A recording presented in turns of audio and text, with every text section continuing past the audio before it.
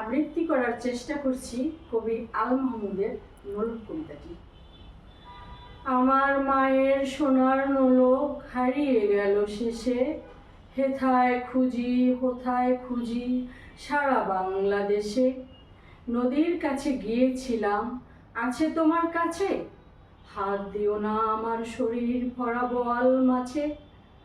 বলল কেঁদে তিতাস নদী হরিণ বেড়ের বাঁকে, সাদা পালক বকেরা যেথায় পাক ছড়িয়ে থাকে।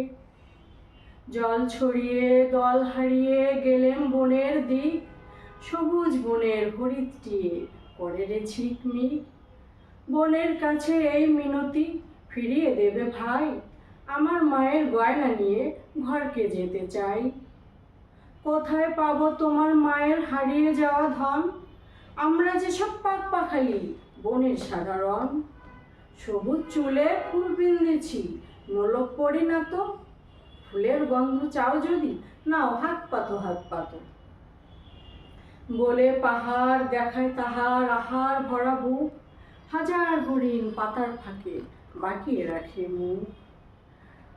এলিয়ে খোপা রাত্রি এলেন, ফের বাড়ালাম পা, আমার মায়ের গয়না ছাড়া ঘরকে যাব না। ধন্যবাদ সকলকে।